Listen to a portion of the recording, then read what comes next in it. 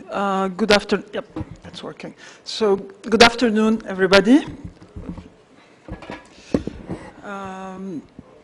It's okay. Okay. So it's my pleasure.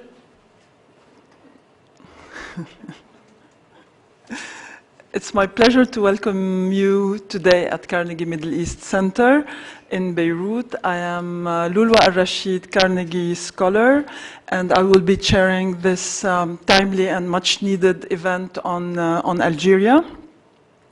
It is organized by my colleague Dalia Ghanem, who is our in-house expert on Algeria.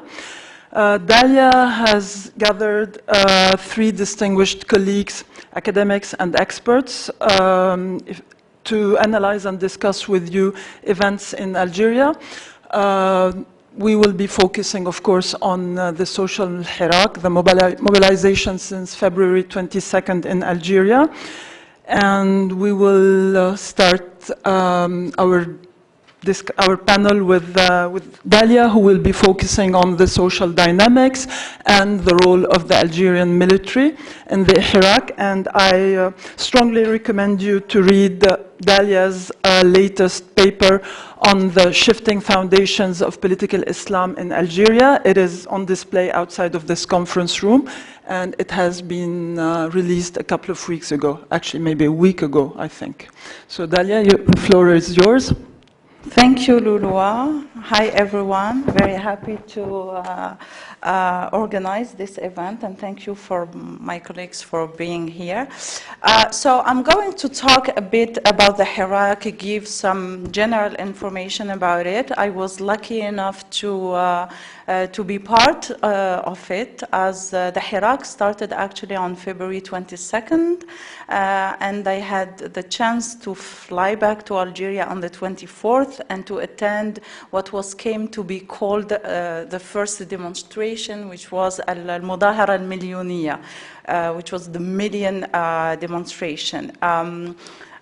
So few remarks on the movement. The first thing that has been, catching the attention, and sorry, these are pictures that I took on several occasions.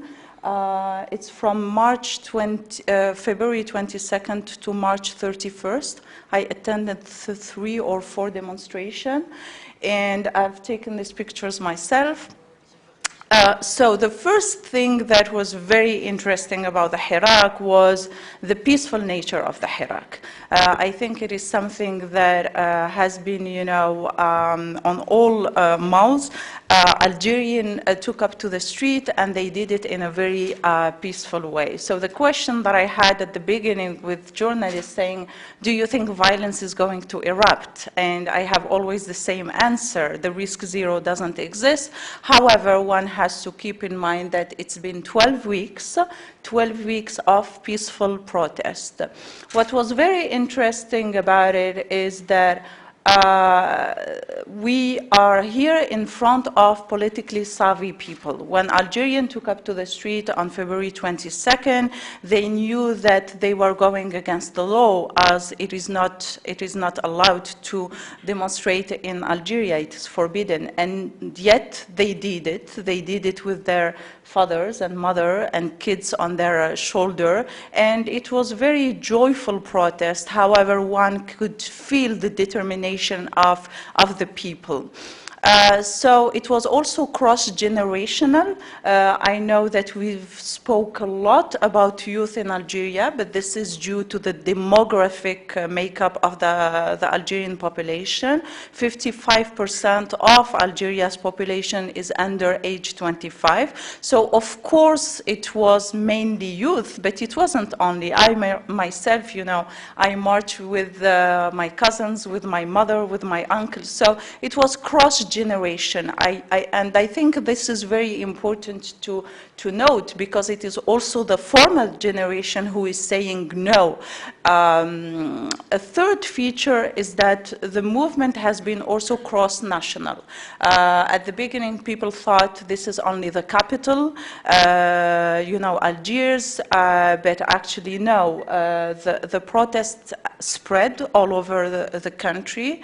I was lucky enough to travel 800 kilometers from the capital, and I stopped at different big cities in Algeria. I stopped in Borj Bouarerij, in Stif, in Qsentina, and so on and so forth. And each time I had the chance to talk to people and to ask them about the protests. Are you going to protest this Friday? And I have the same sentence again and again coming back, which was, after all, we are all Algerians. So yes. So it is cross-national, cross-generational, cross classes. I've seen unemployed people demonstrating, but I've seen also judges and lawyers and students. Now the question is beyond the beautiful, beyond the moving, because, you know, it was very moving to attend that. And as I said it several times, we are witnessing in Algeria a very unique moment. These events are very unique in the sense that we haven't seen Algerian gathering like that and united since maybe the 90s. Of course, what is also very striking is that at the beginning, the demand was very focused and very clear. Algerians took up to the street because they didn't want President Bouteflika to run for a 5th term, right? But then it is the disdain and the contempt of the Algerian regime towards its population that made the demand scale up. So we went from no to the 5th term of Bouteflika, to no to Bouteflika and his clan, to no to the 3 Bs, to the overhaul of the Algerian system. And I think it is the incapacity of the regime to respond to the demands that made the demands scale up week after week. But of course, so as I said, beyond that, the question that imposes itself is what's next? So this movement is leaderless. There is no leader in this movement, and Algerians are very adamant about keeping the movement leaderless. They don't want a leader, which is, in a sense, a very smart move, because when you don't have a leader, you can't put him in jail, you can co-opt him, you can't marginalize him. But it is also the weak point of this movement. How the movement is going, you know, to resist time, how the movement is not going to fade away. I always give this example of the bulldozer revolution in Serbia that was able actually to get the country rid of Slobodan Milosevic. But unfortunately, after him stepping down, the movement just faded away and it couldn't resist time. So what the movement has to do in order to keep itself alive, that's a question. I think the first thing, and I will end up on that, is that it needs to remain peaceful. That is a very important condition. Any type of violence is going to alienate people and is going to give this image, this very negative image. And as a matter of fact, Algerians are very aware of that. One of the things that many protesters told me on the street of Algiers was, we don't want to be like the Gilets jaunes. We don't want to be like the yellow vest in France. We don't want to be violent. We don't want to have this negative image. So we need to remain calm. But of course, you know, there was some tentative by the regime to dispatch, you know, henchmen and to have some kind of provocation that didn't work. So this is the first condition, to remain peaceful. And the second condition, while I think that not having a leader has been successful to a certain extent, now we are entering a different phase when maybe we need to think about a collegial leadership. The movement need maybe to think about choosing 10 to 15, maybe 20 people who are from different backgrounds, from different, background of the society, of the classes, and employed and not, and to make sure that the leadership has actually a strong actor to discuss with.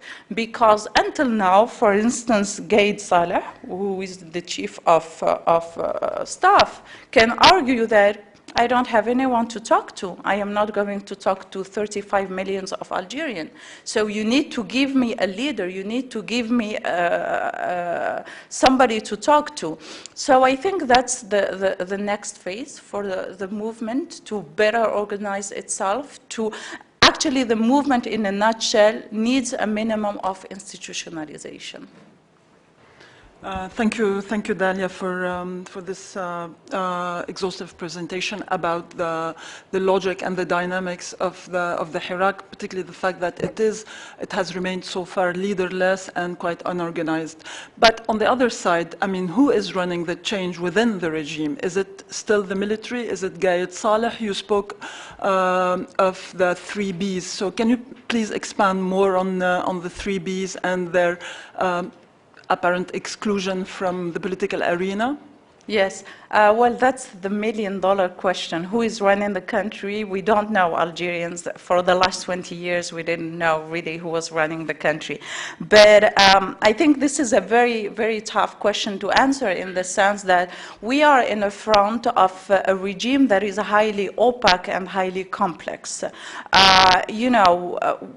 As I said it several times, and I wrote it in my New York Times piece, I said it's not a one-man show.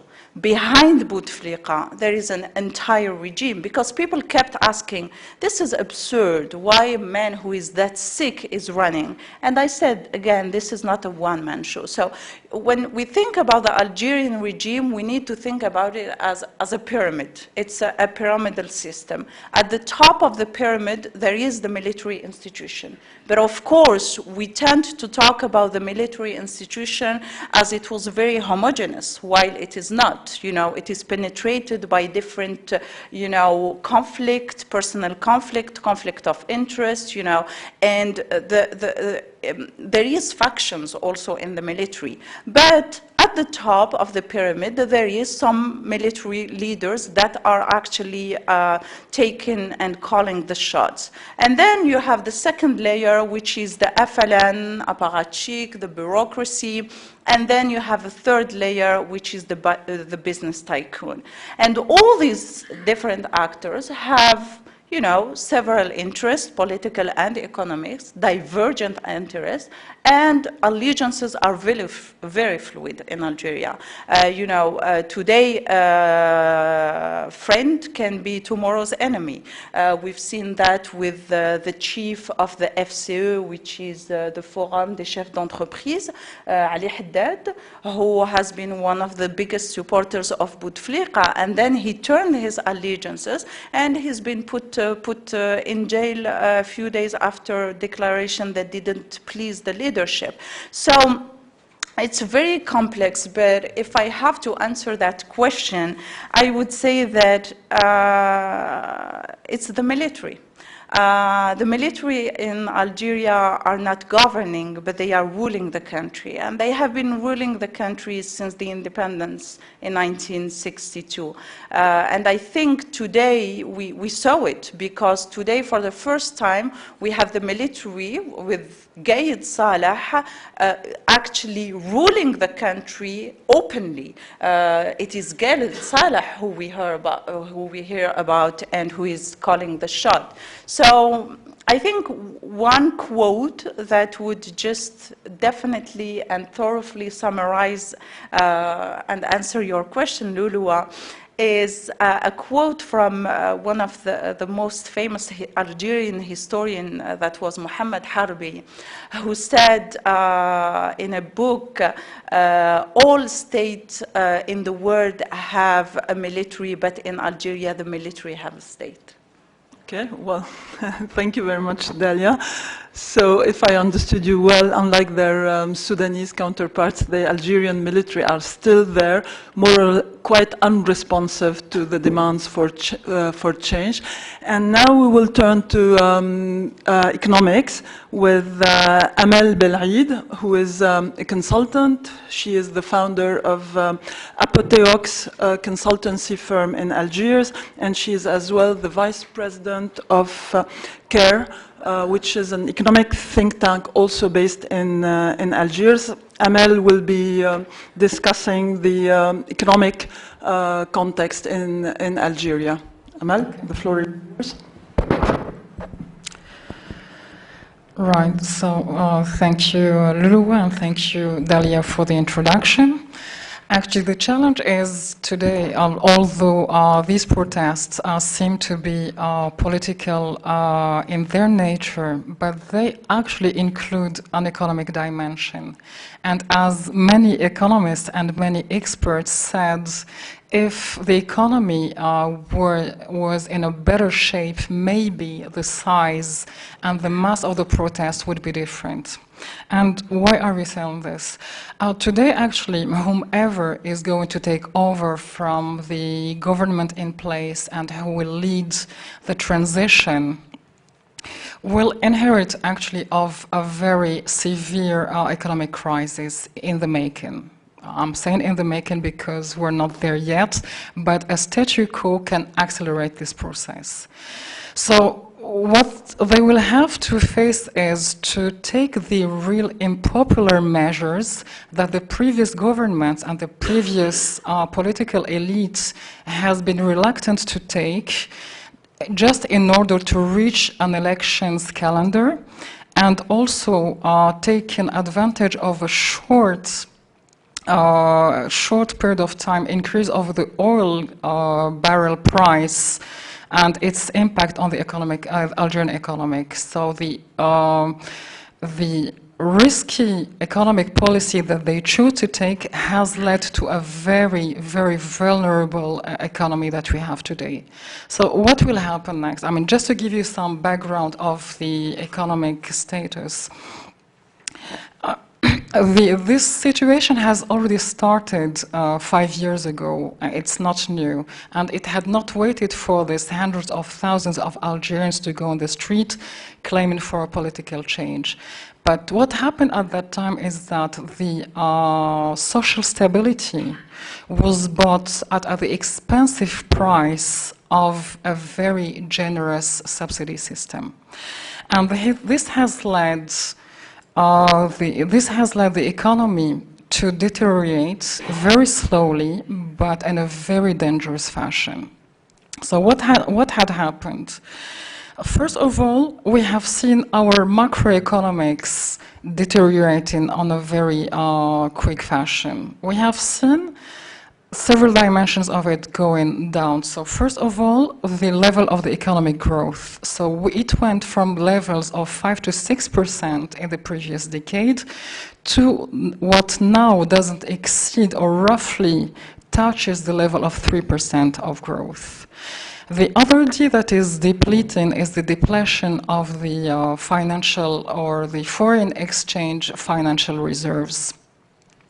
The financial reserves that are linked to the income from the oil and gas exports that constitute not less than 95% of the earnings have depleted from a level of 200 billion US dollars not later than 2013 to reach the level of less than 90 billion. So we're talking today about a projection of 68 billion US dollar by the end of 2019. We are also seeing the public debt reaching unseen levels. So it has also raised from 1.3% back in 2013 to the level of 16% starting from 2016. So this is another issue that we are facing. So all the public finance is getting unhealthy. And what the government in place to avoid the painful measures and the structural reforms has chosen to do is to start to implement short-term solutions. And one of them was doping the economy, having recourse to the very dangerous printing press. And why I say very dangerous? I mean, this printing press has now reached the accumulated amount of something that is getting close to 28% of the GDP.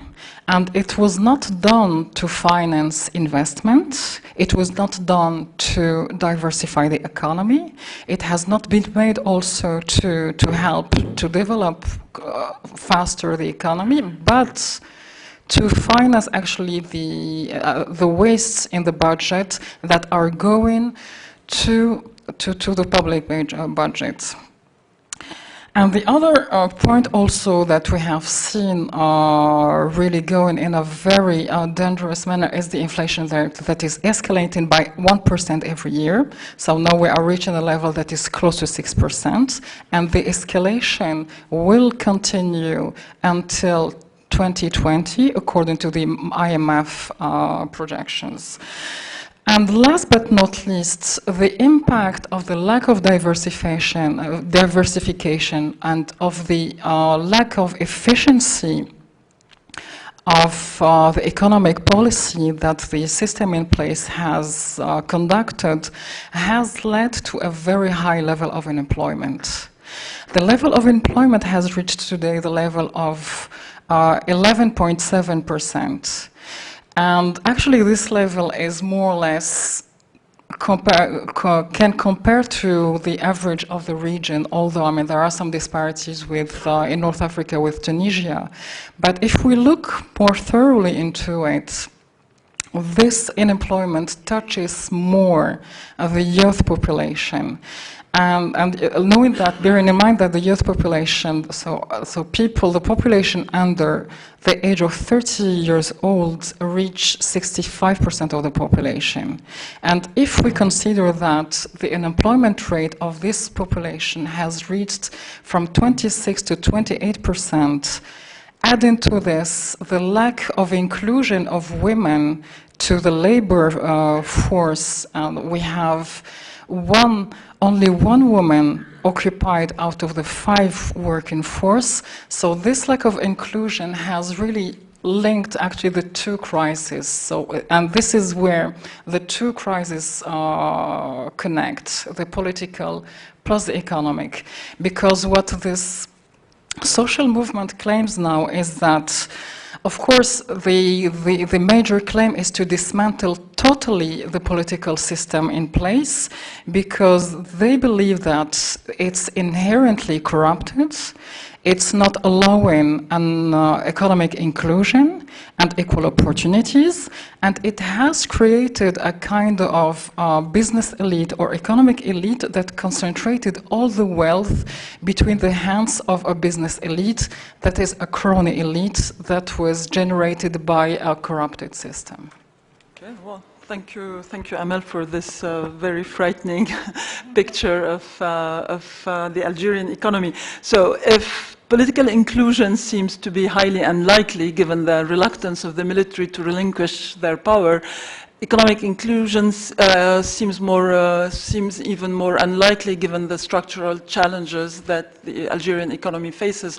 But what kind of new social and economic contract can the regime, or whoever happens to be Bouteflika's successor, what kind of new social and economic contract can they offer? I mean, can the rentier state model in Algeria survive the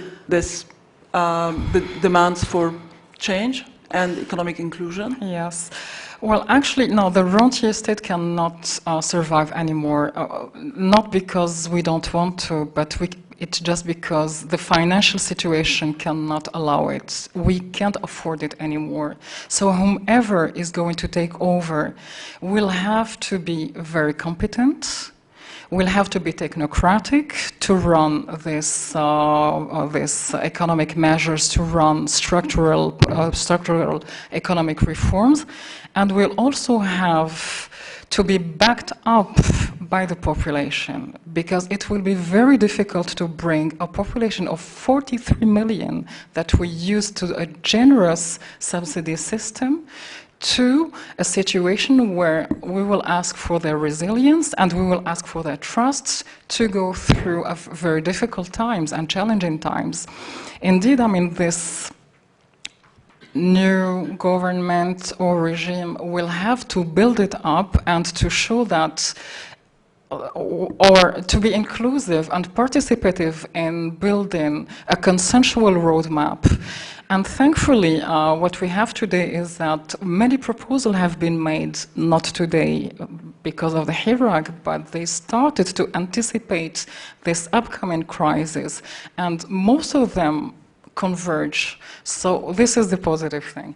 And the second thing is that out of the several proposals that are already that were even conveyed to the knowledge of the government in place, one of them is quite distinguished, and if I may cite one example, that is the one that we have conducted with my think tank, is a consensual and participative moral roadmap. So this can serve as a basis for a future discussion. So if we go through, let's say, national meetings for a political transition, it has on a very urgent way to be run in parallel to an economic transition. And this roadmap, as I mentioned, that has been drafted today, it's actually 2 years old, but as long as there was a statu quo, nothing was made, so it is still up to date. And this has collected most people's concern. It was inclusive of all the economic sectors. It was inclusive of all the propositions from different business organizations, and it has already shown the main axes that we could start from. Just roughly describe what's the logic of this economic plan. The National Business Agenda has actually identified the major axes of the structural reforms. And if I would cite maybe 3 priorities, it would be the governance, it would be the modernization of the financial system, and it's also working on bureaucracy, and working on against the over-centralized system that we have. Okay, thank you very much, Amel. And now we will turn to Younes Abouyoub. Younes is currently the head of the MENA Governance and State Building Department at the UN ESCWA in Beirut. He is also a former political advisor to the UN Special Envoy in Libya, Tariq Mitri. And Younes will discuss a topic that is not directly linked, or apparently that is not directly linked to the Iraq, that is Algerian foreign policy towards its problematic neighbor, Libya, since 2011. Younes, the floor is yours. Lulu. After this overview of what's happening in Algeria, basically I was asked to discuss the Algerian foreign policy at the regional level, and mainly as regards Libya. Well, to start with, we have to know what are the fundamentals of the Algerian foreign policy towards Libya since 2011. And I start with the 3 principles that guided Algeria's foreign policy towards the crisis. The first one is that from the outset, Algeria never wanted a military solution to the crisis in Libya. The second, an insistence on the territorial integrity of Libya as a nation state, meaning it never wanted Libya to be split on a quota system, regional or ethnic background. And the third one is I said the non-intervention, the territorial integrity, and inclusive solution. Inclusive political solution in the sense that Algeria never wanted a solution of one political faction victorious over another. And this comes from its domestic experience. Let's remember in the 90s, after the Black Decade, Algeria did not resolve the situation by, or not not only by security means, but mostly by dialogue by the end, an inclusive process. And that's basically what Bouteflika managed to do. And this is the way Algeria perceives the crisis in Libya. The Algerian government sees that even if political Islam in Libya is not a current that has a majority, did not even win the elections, they still have the right to be represented in some sort of power-sharing agreement. While its neighbors from the east, Egypt, does not perceive that solution the same way. And also it's from its domestic perception. The way the two countries that are quite rival in dealing with the Libyan issue perceives things from completely different angles.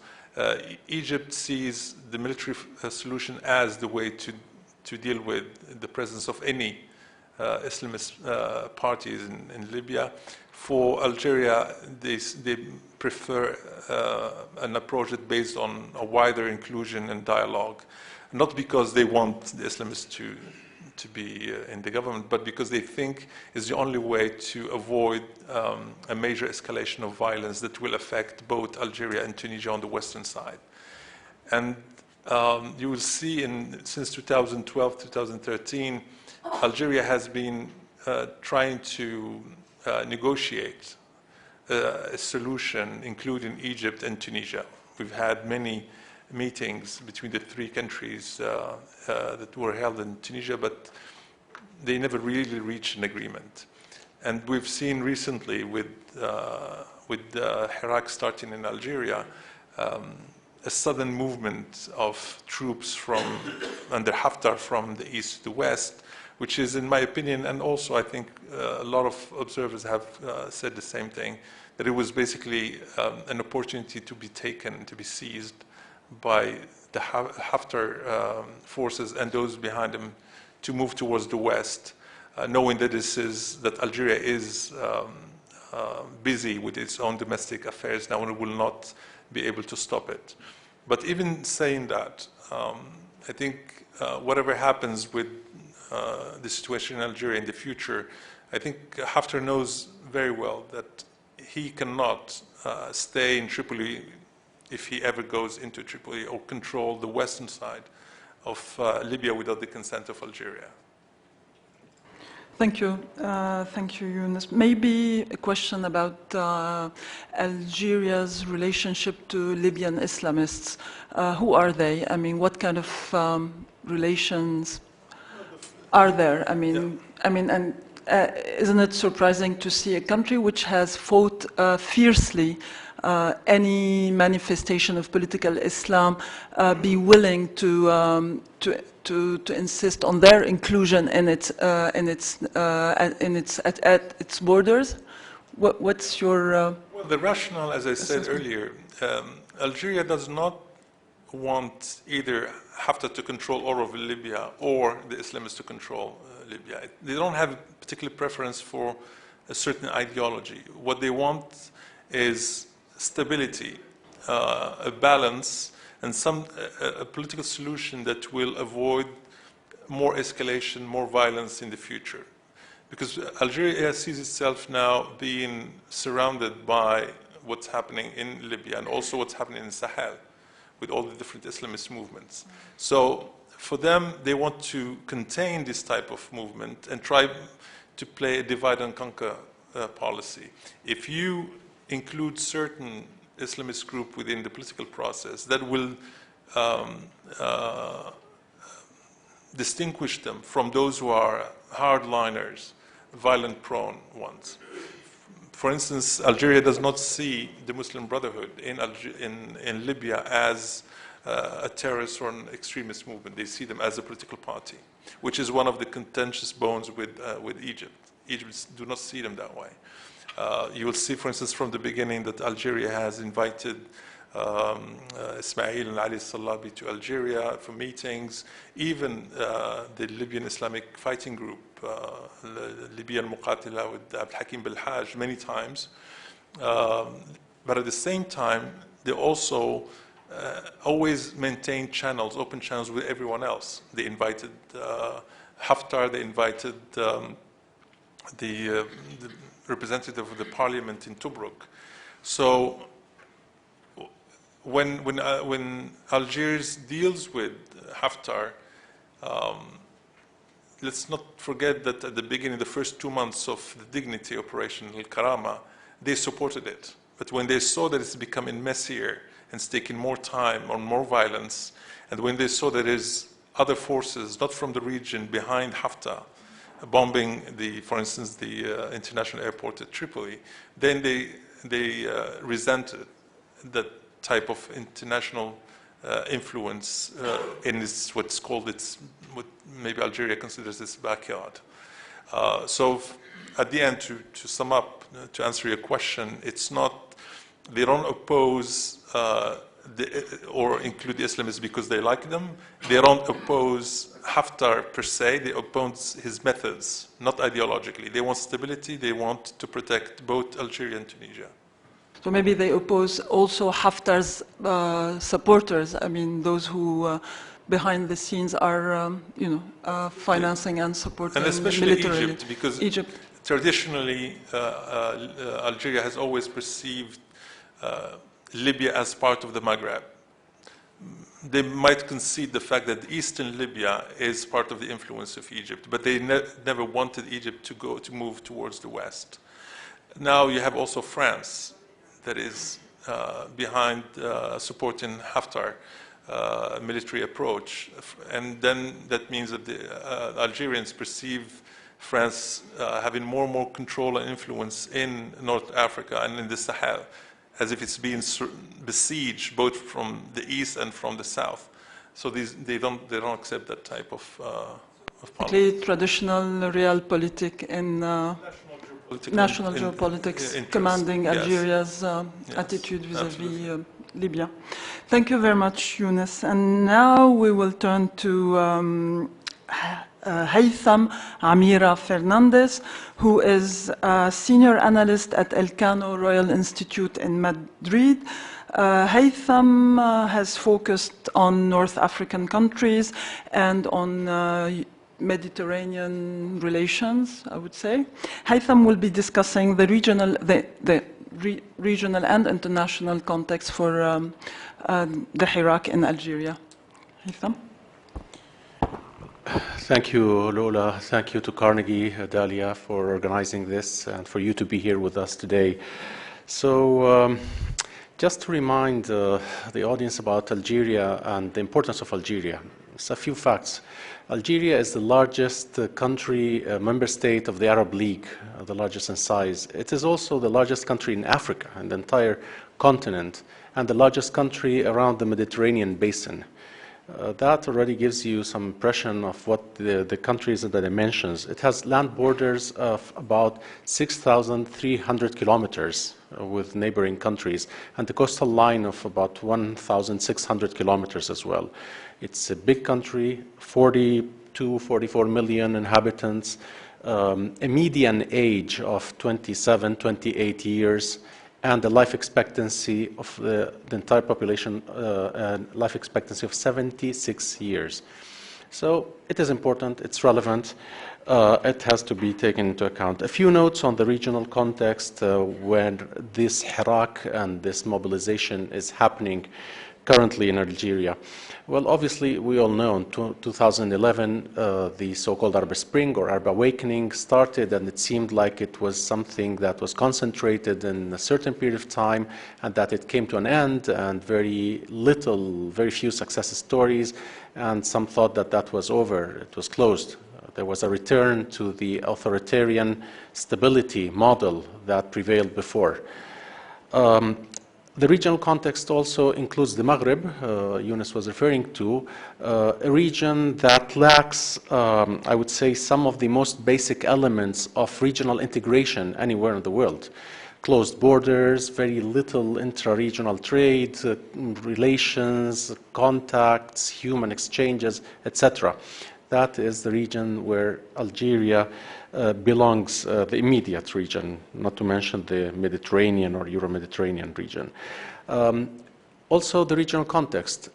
There's a very strong resistance nowadays, and we've seen it growing, strong resistance to change that could lead to some sort of more democratic and representative political systems in the region. So if there were revolutions, I'm not sure if there were revolutions in 2011, well, the counter-revolutions are being felt now in different parts of the region very strongly. With the support of some regional powers or rising powers in the region as well. There's also a breakdown or a collapse or gradual increasing collapse of the social contracts in different parts of the region, different levels and degrees. But we see this as something that is growing, and all the projections, economic, socioeconomic projections, tell us that it will be very, very difficult to keep those so-called social contracts, because I doubt that they were contracts from the beginning. It was not something negotiated and agreed by different states and societies. Maybe there was an authoritarian bargain, so you exchange some freedoms, liberties in exchange for security and certain subsidies and other things. So how is Algeria viewed in this environment it belongs to? Algeria has been considered for many years as a pivot state in the Mediterranean and in Africa due to its economic, its military, and geopolitical importance, which means that any abrupt change in that country would have repercussions regionally and even for the international system to a large extent. For a decade, we've seen that Algeria's role and relevance in the international scene was diminished. It disappeared from a lot of international fora. Its activity that used to be very much focused to the outside world was diminished even at the continental level in Africa. And that was due mostly to the fact that the president was unable to perform most of the functions of the head of state or to travel abroad, except if it was to the hospital in Europe. So that means that the country is not in the situation that was the natural environment in which it's operated for many years. Now, Algeria and Sudan have been telling us, the populations, for the past few weeks, months, in the case of Sudan a bit longer, that the status quo that some thought was established through authoritarian means is no longer guaranteed. That whoever thought that the Arab awakening was over, that most likely it's not over. There are elements, ingredients that are present with all the differences here and there, but they're still present, and that is making populations react. One important factor that we have to keep in mind when looking at Algeria and also Sudan, and maybe for the future some other countries, is the fear factor that has been used by regimes, especially when looking at Syria and Yemen. The fear factor of telling the populations, hey, don't go down that road because you will bring chaos, destruction, and all sorts of bad things to the country, to you, to the society. That has not worked, at least not in the way that the Algerian regime wanted to use to prevent mobilization. Not only because it's illegal to demonstrate in large numbers without permission, if you ever get permission, but because the population, as Dalia said, acted in a rather mature way, politically mature way, to ask for those rights, for changes, and to say, we're fed up, we're done, and we feel humiliated, and you cannot go on humiliating us the way you've done it. Okay, thank you, Haytham.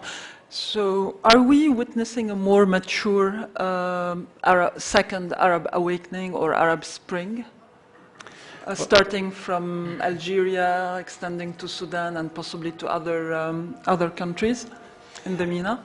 Well, this is a big question. I mean, especially for many observers, analysts, governments who are looking at the region to see if this is a new wave of social mobilizations that lead to political change and transformations in different countries. I don't know if this is a second Arab Spring, but in my opinion, and there's a term that I learned recently, surprisingly, and that I like, it's called the Arabellion. So the Arabellion, the rebellion of Arabs.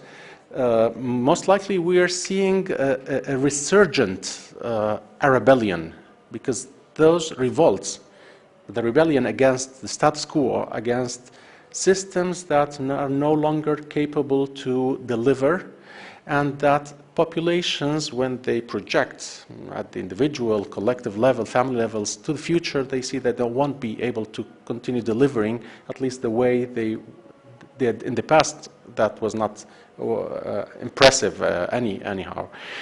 So most likely this is a reminder that the causes that produced the revolts in 2011, socioeconomic, and this I think it's at the heart at any mobilization, that it's not only that they have not been solved, but they, in some cases, they are even worse. Situations have worsened, populations are growing, the number of young people seeking opportunities and jobs is still on the rise, because we haven't seen a demographic transition yet in most of the societies of the region, and that people realize that those who are leading corrupt regimes are hurting them, and they're trying to change that. How it will happen, we don't know, but that move and that push is still there.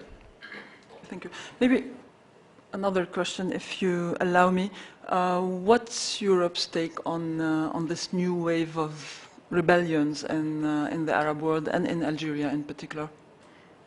Well, obviously for Europe, Western Europe, for the EU, for individual countries within the EU, especially France in this case, Spain, the country I come from, whatever happens in North Africa is a priority, is a strategic, of maximum strategic importance for Europe, for the northern shore of the Mediterranean, for different reasons. Obviously, domestic politics is one reason, because whenever there's a flow, irregular flow of people moving from the southern shore of the Mediterranean northwards, migration, refugees, then it has a political impact and consequences and the cost to governments, but also because of energy supplies. In the case of Spain, about 57% of natural gas consumed in Spain comes from Algeria. So it's over 1/2 of the total natural gas which is used widely in the country. So any disruption would have immediate and direct impact on the country, and obviously on social, on conditions for society. Terrorism, violence, other things that are still there in the memory of many, thinking of Algeria back in the terrible decade of the 90s, that is driving, that's creating a lot of, well, let's say fear in a way. And among policymakers in Europe, they have been extremely cautious, and I have to underline this. Even some other neighbors, Morocco and some cautious at making statements for the past 12 months. Some governments haven't even made a single official statement for 12 weeks, on what's happening in Algeria, out of fear of being seen as interfering or doing something wrong. The French president at some point, Mr. Macron, supported the fact that the president of Bouteflika was not running for third term. It was not well taken by many in Algeria, so I think that was a lesson for others. Just don't say anything, just watch, prepare. And the positive thing, and I would like also to highlight this, and Dalia mentioned it, the peaceful nature of demonstrations, the civic attitude of those who have been taking to the streets all over the country for 12 weeks, I think in a way has been watched from Europe in a kind of surprised way.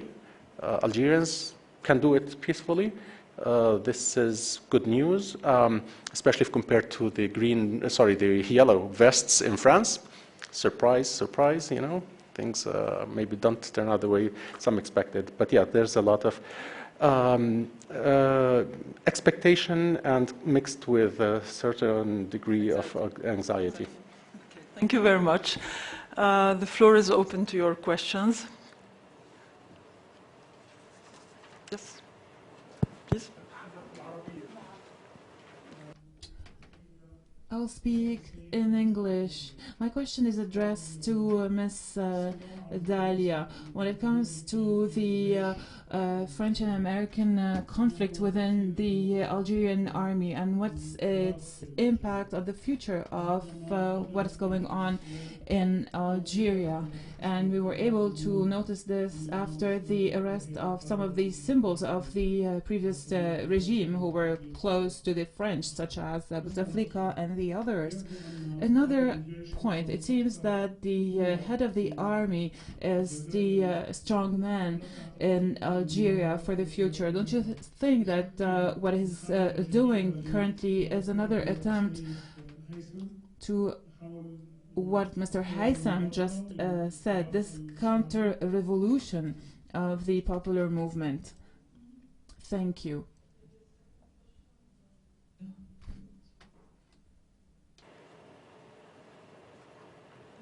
No? Okay, so Dalia. طب حأجيب باللغة I will answer in Arabic. I don't think that there's a French-American conflict within the Algerian army. And here we're talking about a purely Algerian conflict which happens among the different categories which form the Algerian army. It's true that there are attempts to intervene from some countries. However, now I cannot say clearly who's intervening and how the intervention is happening. But what matters is that the Algerian army is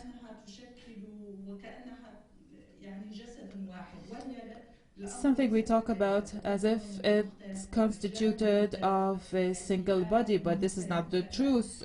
The army is formed of different categories. There are also internal conflicts among the different members, those who support Bouteflika and those who do not support him. But it's true that the conflict in Algeria showed us that the strong man in Algeria is Al-Gaid Saleh.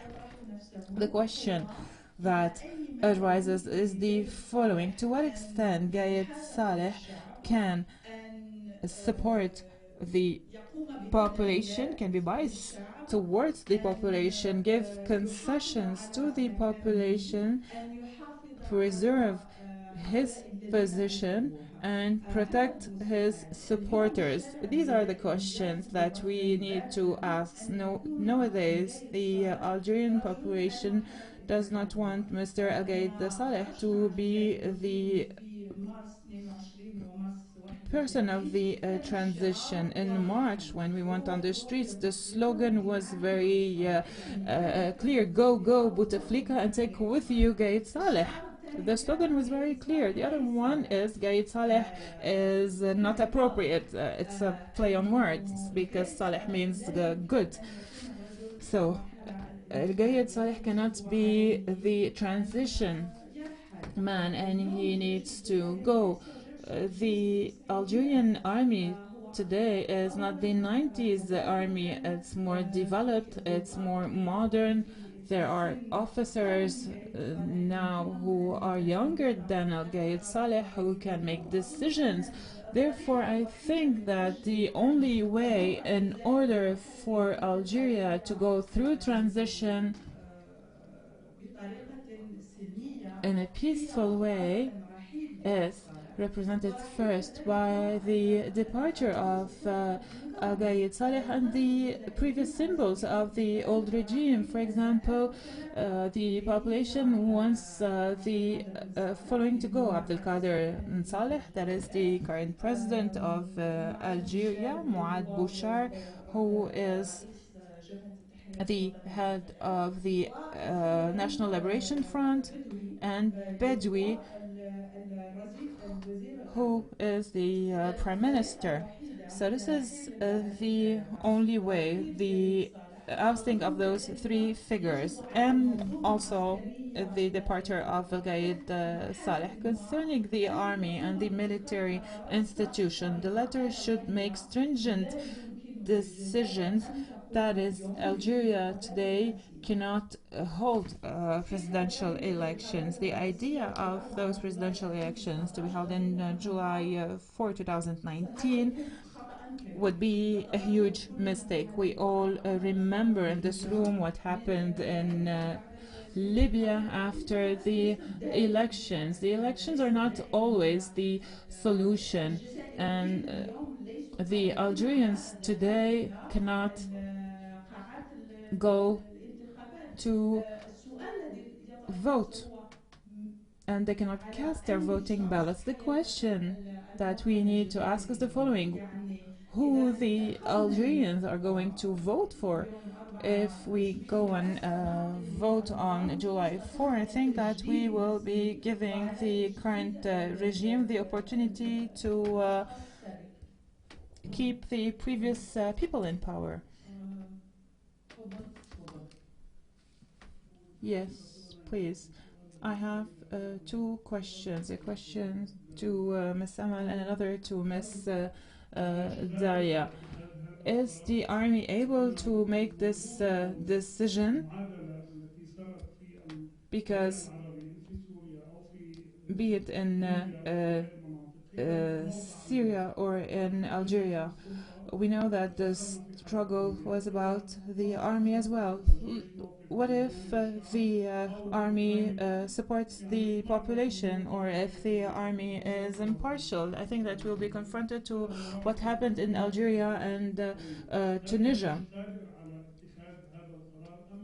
Is the army able to make those decisions or not? I think that Al-Qaid Saleh goes every day to a new governorate, a new wilaya, to meet with the army and to reorganize the army.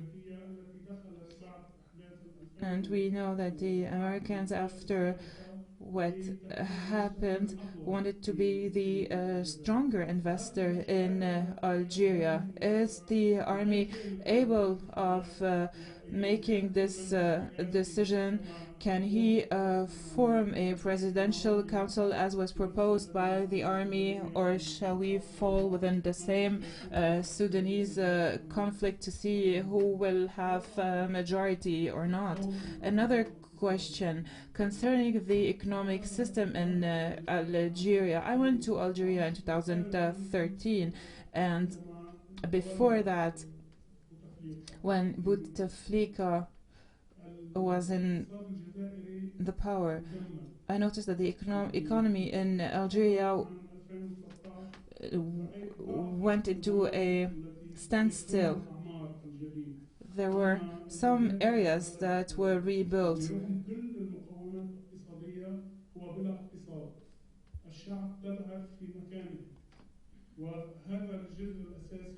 So I think that this is of concern to us. We need to see if the population is able to go on in the light of this economic stalemate. هل الجيش قادر؟ طب حأجيب باللغة الإنجليزية لأن كتبت كتيبة. I will answer in English. باللغة الإنجليزية. Well, the question Is not whether the army can take the decision. The question is why it would be in the interest of the army to take such a decision. We are talking here about an army that has been holding in power since the liberation of the country in 1962. Today, it's not only Gaid Saleh who has to decide, even though he is the strong man of this transitional period. But then again, we are, in a way, and I want to say it in a very positive way, I think in Algeria we are witnessing a renegotiation of civil-military relationships. We are in like a tango dance. You know, for the last 12 weeks, we've been seeing the people going up to the street asking for something and then the military answering, making concession. Till now, the concessions have been made and demands have been answered. Till which extent they are going to answer these demands? I think we are going to reach a point where the army will say, enough is enough. We made a lot of concessions and we can't make. Because I think we are, nothing in the history of Algeria, in the history of modern Algeria, show us that the military are going to be able to just let go of power and come back to their barracks and, you know, play this only security role. I think we are really far from that, unfortunately. I think we are reaching a more, we are moving towards more a scenario when the military are going to, you know, hold their grip on power at any cost. And the best maybe way to do it, and this is the secret behind the longevity of the Algerian regime and the Algerian military, is making concession without really doing real change. You know, I wrote it in my in a paper, in a Carnegie paper in 2017 called "Limiting Change Through Change," in which I start my paper with a quote from an Italian writer, Giuseppe de Lampedusa, who wrote a beautiful novel called "The Leopard." And Giuseppe de Lampedusa says, "If we want things to stay as they are, no, if we want things to change, we need to keep things as they are." And this exactly summarizes how the Algerian regime and the military has been working. You know, they make concession in timely period, but without making deep concession. بالعربي بيعملوا تغييرات ولكن التغييرات شكلية وليست جوهرية. So the changes are substantial and not real. Military have been able, and the regime has been able to weather several crises in modern Algeria. October 5th, 1988, Black Decade, 10 years of civil war. 2001, the riots in Kabylia. 2011, the Arab Spring. And 2014, the drop in oil prices. And they are still here. So I think they will be able to weather this crisis. I think Algerians are also very realistic about what they want and what they can change. To a certain extent, it will have to be about having less demands and making things move slowly. But again, and this is maybe النقطة وين حكون فيها شوي متشائمة, we need to keep in mind that this is a country that has been devastated, between quotes, by 20 years of statu quo, by the cultural, the economic, the socio-economic devastation is so strong that the road to democracy is going to be long. But I'm not saying we won't reach it, but I'm saying it will be bumpy. Amal? So no economy at all? Say again, sorry?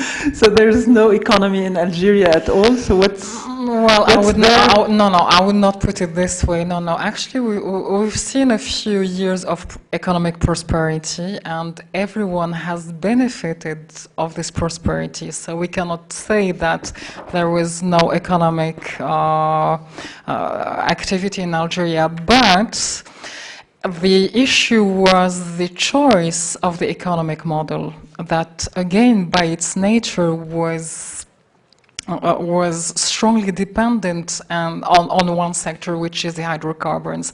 And this actually has, I mean, the gentleman that has mentioned it is right that sometimes the rulers in place were not rushing to open the economy to foreign investment because they did not feel that they had to work on the attractiveness of the country as long as we had very important earnings thanks to the oil and gas exports. And the second thing is that is worth to mention is that status quo and this inertia also has impacted drastically the private sector. We have unfriendly investment terms even for the nationals.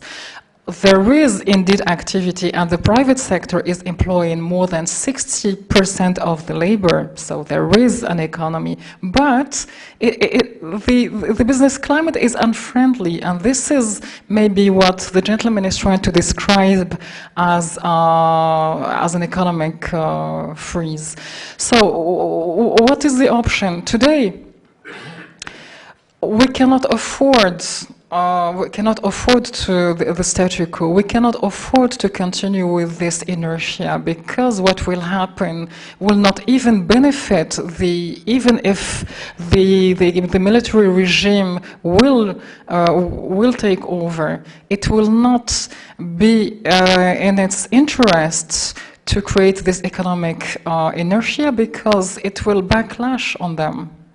We cannot create another social unrest. We have to somehow appease this tension, and we have to be inclusive of the youth. We have to be inclusive and of the private sector also that has suffered a lot from a discrimination with respect to the public sector that is strong, and also with a role of the state that is very present and ruling the economy. I mean, we need less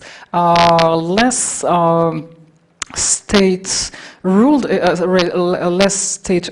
economy. So this is the second point. And the third point is that we have no other option than working again of an economic recovery. And that's the only way to buy again, if I could put it this way, the social rest.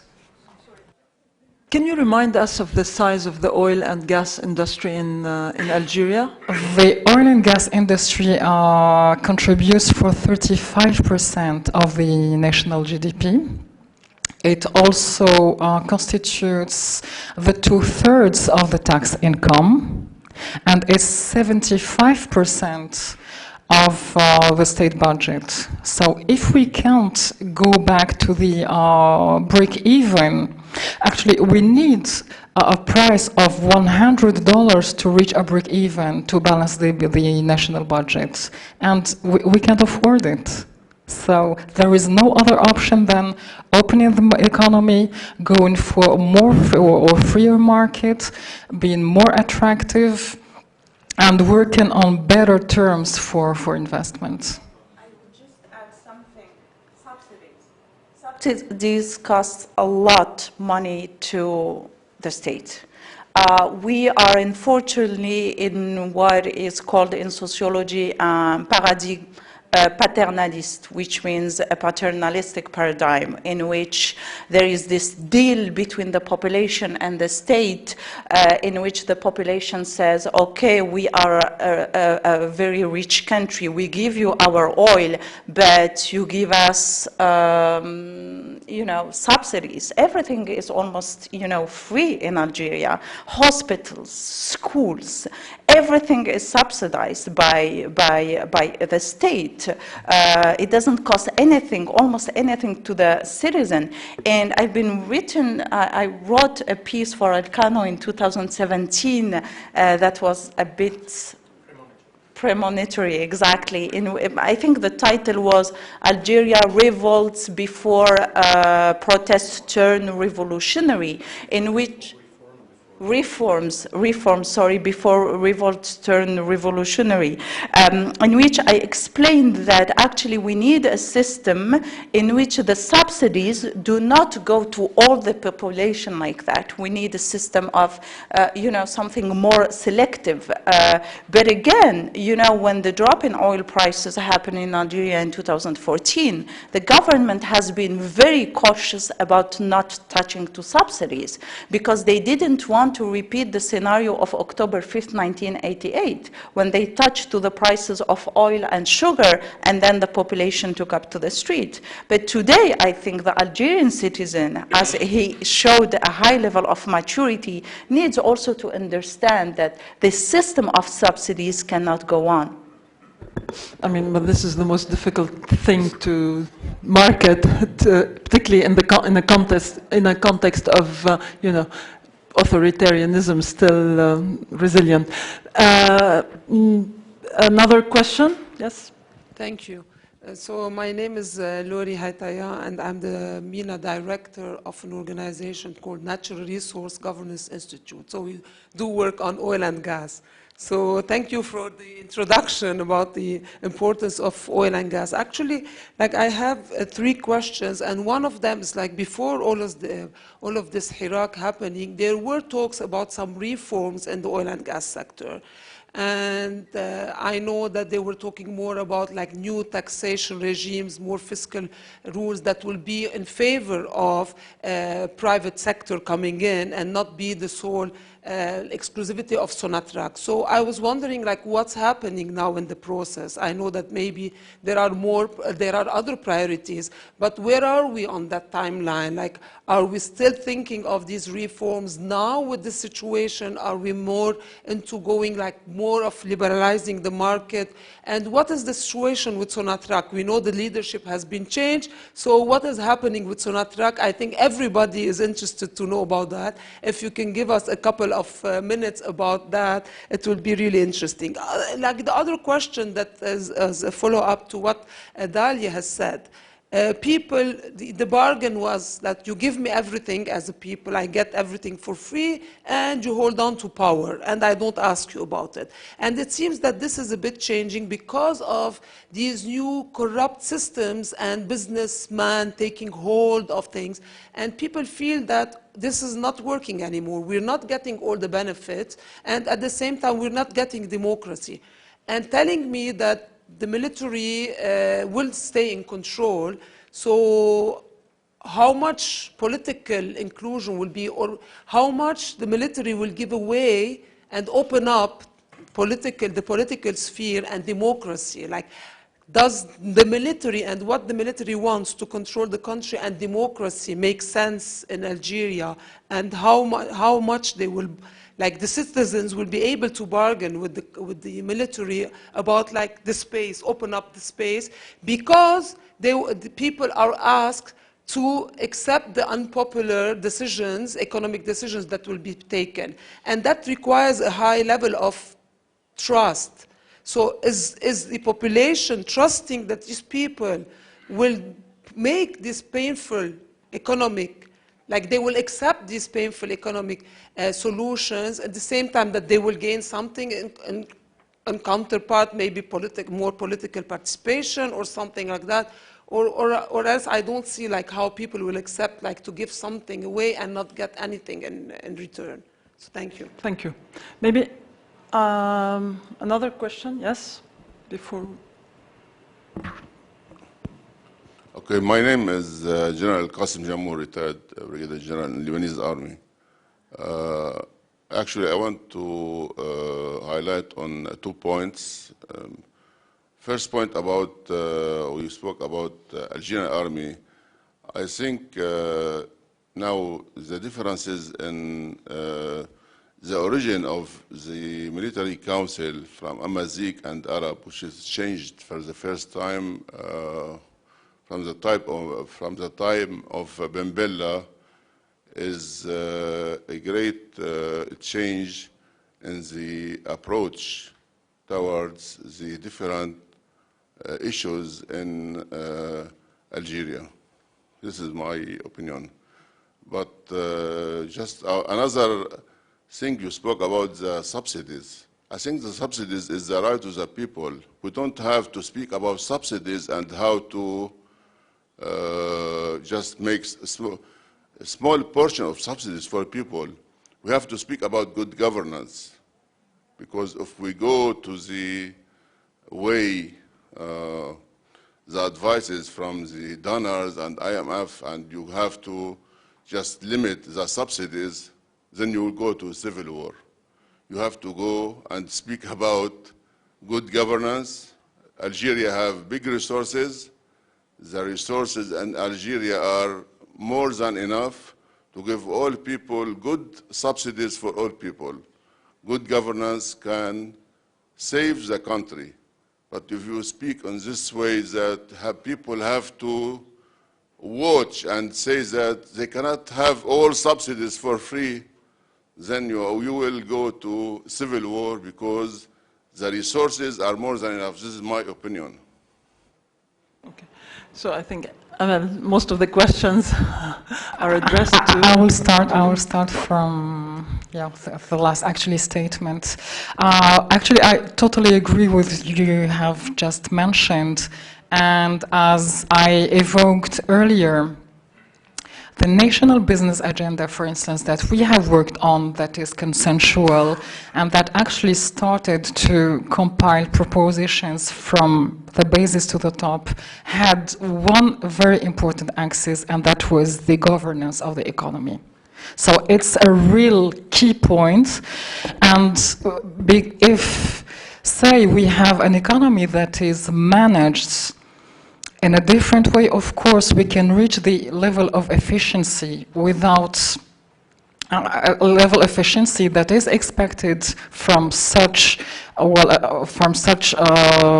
economy that used to have, not later than 2 years ago, stronger fundamentals in a more efficient way. And the second aspect you have mentioned is that, of course, I mean, subsidies are important, and people are indeed aware that we will go through difficult years, and where their resilience will be important. But again, this joins the lady's statement. It requires a legitimate and trustworthy regime. So these are the two prerequisite conditions to achieve that. And going back to the importance of the, what is happening in the oil and gas sector, indeed, there was this idea of trying to improve the investment conditions, and as you may know, as you are active in the sector, since now more than 5 years, we have failed to attract, strong players to the market because the commercial terms were not attractive anymore. There were maybe 3 or 4 even bid rounds that were totally unsuccessful to trying to develop the upstream that is the development of the exploration and production, trying to have more volumes in Algeria, which is actually badly needed today, that we are failing even to deliver the OPEC quotas, which is very critical. So yes, it has been quite a failure. And with regard to this, there is the new hydrocarbon law that is being drafted, and I will put 2 quotes, since at least 3 years, and we are still waiting for it. And it is anticipating better tax terms and better commercial terms, with a larger participation and ease of transferring also the dividends, which is really important. So then, coming back to the instability within the sector, I think that with the different regimes, for the first time we have seen a succession of 6 ministers of energy within a short period of time, which also has made everyone uncomfortable. So again, if we come back with a government that will take into considerations all this experience, because today, I mean, we are enriched with this, experience, it's worth what it's worth, and we need to go to the next step and to the next level. Today, the danger is that not only we are failing to deliver the OPEC quota, but we could not also attract enough investors to increase the volumes and to invest in the refineries. So, I mean, there is no other choice than really having an attractive hydrocarbon law that everyone is looking forward to finally see. There was maybe another aspect. Sonatrach. Well, Sonatrach, interesting topic. Again, there is a vision for the energy transition. So I think that this is the positive thing. This vision and this roadmap is not the property of the previous CEO. It's not the property of the previous minister either. It has been built on a very pragmatic way with the recourse to international advisory from the Big Four. The McKinseys were in, the PwC was part of the equation too. So I think that the roadmap is there. So who's leading Sonatrach today is not, according to me, really important. The one who took over from the previous CEO is somebody from Sonatrach that used to be the vice president of the upstream. So Sonatrach is between two good hands, but what we are looking forward to is the promulgation of this new text of law and, above all, a legal stability. Haitham, you wanted to add something? Yeah, if I may add something on the energy issue. As Dalia mentioned, the problem is not that the production is not... sorry, Amal. It's good. This time I didn't change your last name, it's your name. Sorry, Amal. Amal mentioned it's not only that the production is not enough or increasing, the revenue is down, the consumption, local consumption of energy is out of control, and investments are not arriving. But according, I think, to the U.S. administration, Algeria has the third or the fourth largest shale reserves of oil and gas in the world, which require long-term investments, and obviously a totally different environment than the one that Algeria has nowadays. One comment, actually, on transitions.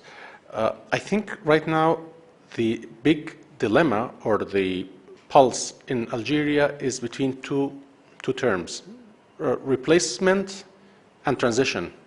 The regime wants replacement of faces. Elections, we have a new face, that's it. I think the population is asking for transition to new rules of the game. New rules of the game that are more inclusive and allowing for, better handling and good governance that was mentioned. And this links to what Amal said, which is in any democratic transition in the world, there are losers in the process and there are painful decisions and costs to pay. But two elements are very important. Trust. So you trust those in charge and you trust that you can remove them and you trust that there will be checks and balances, and legitimacy. So if there's a legitimate process, like in the case of the neighboring Tunisia, having an independent commission for elections, instance, whatever, indépendant des élections, to have them supervise those elections and to trust the result and to think that there will be a peaceful transfer of power, which Tunisia proved that it is possible, it's next door, then we may start thinking of transition, which is not happening yet as of now. And finally, one comment on the military. According to the CIPRI Institute in Stockholm, Algeria is the largest arms importer in Africa, in the African continent, the largest by far. I think it was in 2017, Algeria accounted for more than half of the arms imports at the continental level. That has massive implications. Obviously, I mean, for all those deals and for the expenditure, and where does that money go, where is this money taken from, et cetera, et cetera. So just keep that figure in mind. Algeria used to import more than the rest of the African continent combined. Any other question? No? Maybe if, I mean, what seems to be difficult now is that, I mean, do people in, I mean, is the Algerian leadership aware of the economic, I mean, do they have a sense of urgency? I mean, are they fully aware of the need that they have to work on structural reforms of the whole system, or are they just simply obsessed with replacing some figures, you know, implementing some cosmetic change and basically holding on to power and doing this, you know, continuing this pattern of change without real change? But I mean, the economy, I mean, the Arab Spring, the 2011 Arab Spring, I mean, although, you know, it was produced to a great extent by the economic deterioration of the whole region, but no one seemed to prioritize any structural reform of the economy, whereas I think the difference today is that, you know, everybody has in mind the necessity to change something in the way national resources are being managed and distributed. And it is also about economic inclusiveness. So I don't know, is it something debated in Algeria? Is it something that, you know, I know that you said the Hirak doesn't have leaders, but I mean, is it something that is discussed in Algeria, in the press, in the social media, or is it simply focused on changing the nature of the regime, the political sort of makeup of the regime, instead of focusing on economic priorities? Well, this question, of course, came on the table, and well, although we speak a lot about the political transition, economic issues have raised. And speaking about the concern of the ruling elite, even if it's a transition or replacement government, if that's on top of their agenda, obviously not, because nothing has happened so far.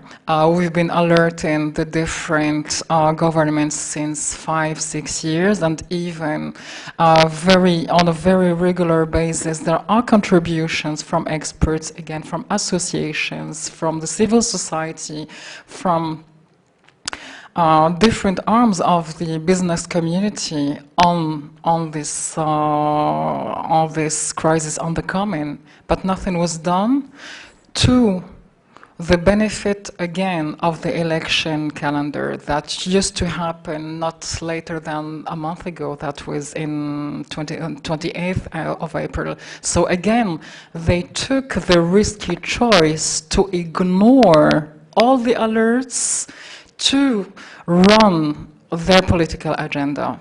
So, although knowing what would happen. But again, now that we have this replacement government, I think that, I mean, many of you have seen that this replacing government is rejected.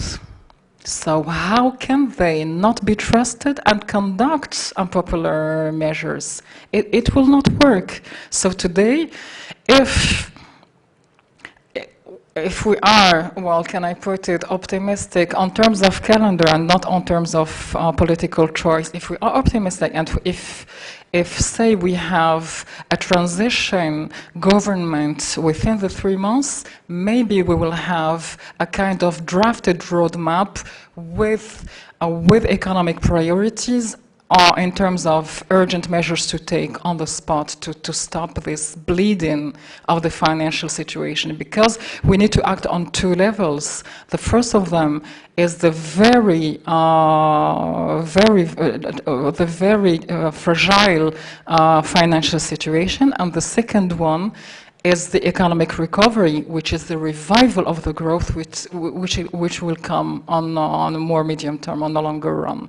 So these are two levels, and if we don't act immediately on the financial crisis, we'll actually do something that nobody had witnessed, which is accelerating it. Because the fundamentals are still deteriorating, and we are wasting important resources that can be invested in building a diversified economy. Yep. Maybe the last note. I agree with you, but I think we need to be a bit pragmatic. Economic reforms cost money. Right now, Algeria doesn't have the money to do it. We are talking about a government that benefited in the 2000 era on a barrel at $132, and yet they didn't conduct the necessary economic reform for the diversification of the Algerian economy. So now it will be very hard to do it, especially that the government, the same government, needs a barrel at $96 to continue its spending. But I think what is easier right now is to do the political reforms, because they don't cost money, right?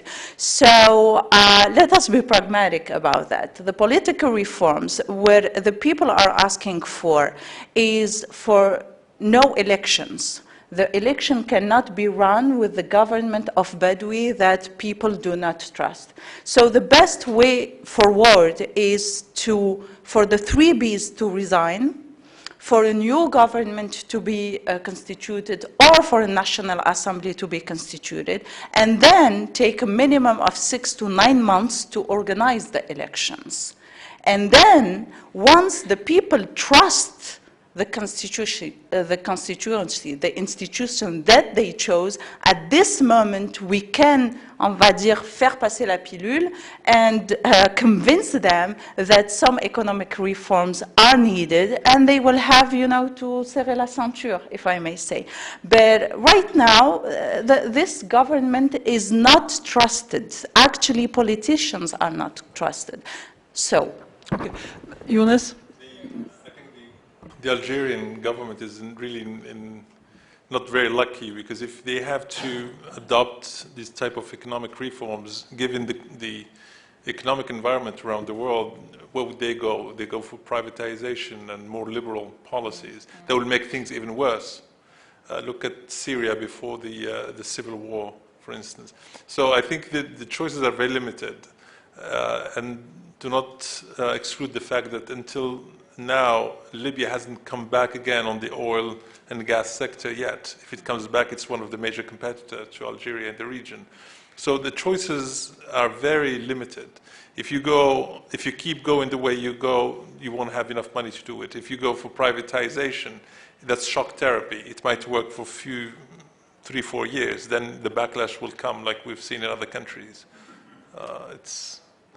I'm afraid we have to conclude, but I'm very thankful to our panelists, not only because they give us a very exhaustive picture of the situation in Algeria, but also because they stressed economic aspects. This is something that is usually completely ignored by most of our colleagues in think tanks, because we tend to focus on macro politics, on geopolitics, and we don't focus enough on economic inclusion. And I think this is one of the most important and urgent aspects to deal with in the case of Algeria.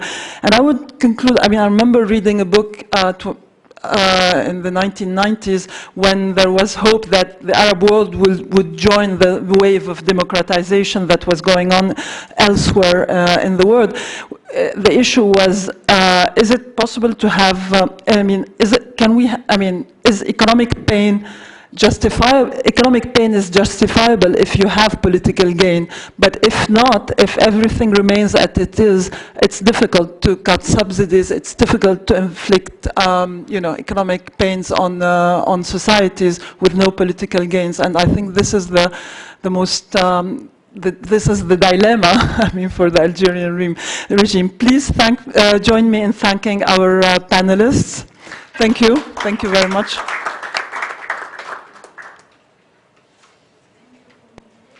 De rien, de rien, de rien. Merci.